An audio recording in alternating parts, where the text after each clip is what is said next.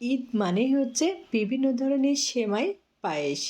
আসসালামু আলাইকুম বন্ধুরা, সকলকে ওয়েলকাম জানাচ্ছি আজকের পর্বে। তৈরি করব বাংলা দুধ সেমাই।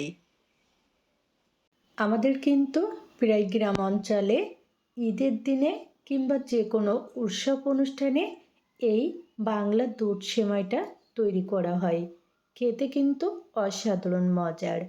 তাছাড়া অল্প উপকরণে কোনো রকম ঝামেলা ছাড়াই খুবই সহজে তৈরি করে নেওয়া যায়। তো আমার মনে হয় তোমাদের কাছেও ভালো লাগবে। তাহলে চলো দেখে নিই। আজকের এই দুধ সেমাই তৈরির জন্য এখানে নিয়ে নিচ্ছি 200 গ্রাম চিকন সেমাই। এই সেমাইটা কিন্তু কোনো রকম ভাজা সেমাই না। তো শুরুতে এরকম করে একটু ছোট করে ভেঙে নিব। সেমাই ভাজার জন্য প্যানে নিয়ে নিচ্ছি ঘি। এখানে 2 টেবিল চামচ ঘি দিয়েছি আর সাথে 1 টেবিল চামচ সাদা তেল দিয়েছি। দারুচিনি, এলাচ আর তেজপাতা দিয়ে দিলাম।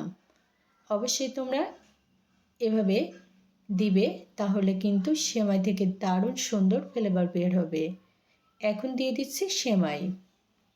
চুলার আঁচটা লো ফ্লেমে রেখে 4 থেকে 5 মিনিট সেমাইগুলা ভেজে নিব।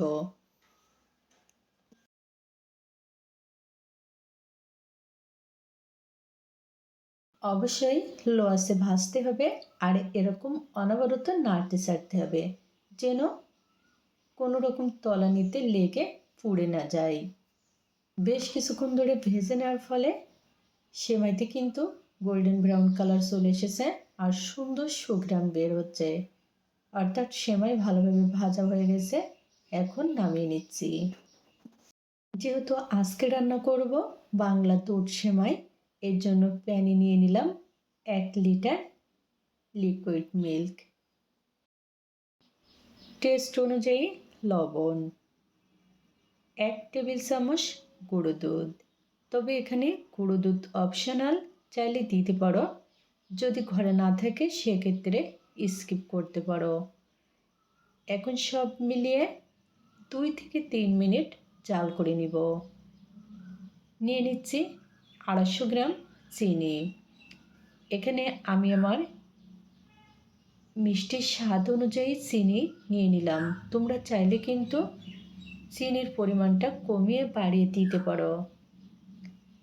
এই দুধটুকু কিন্তু জাল করে ঘন করার কোনো দরকার নেই। জাস্ট এরকম বলক আসলেই দুধটুকু কিন্তু সেমাইয়ের জন্য রেডি হয়ে যাবে। যেহেতু আজকে হচ্ছে বাংলা সেমাই, এই জন্য সরাসরি না ভেজে কিশমিশ আর বাদাম দিয়ে দিলাম। আমাদের কিন্তু গ্রাম অঞ্চলে এভাবেই রান্না করা হয়।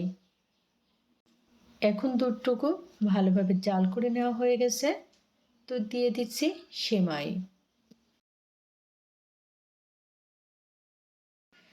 সেমাই দেওয়ার সাথে সাথে কিন্তু এরকম নেড়ে চেড়ে দিতে হবে।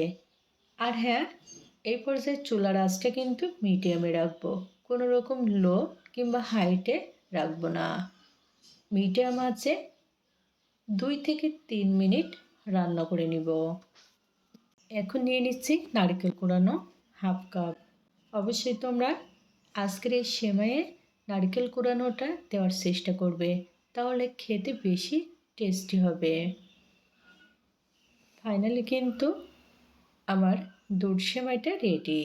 এরকম একটু পাতলা থাকতে নামিয়ে নিতে হবে। আজকে কিন্তু খুবই সহজভাবে তোমাদের সাথে মজার একটা বাংলা দুধ সেমাইয়ের রেসিপি শেয়ার করলাম। যদি ভালো লাগে অবশ্যই একবার হলেও ট্রাই করে দেখবে, খেতে অসাধারণ। তো আজকে আর নয়, অন্য কোনো দিন দেখা হবে মজার কোনো রেসিপি নিয়ে। খোদা হাফেজ।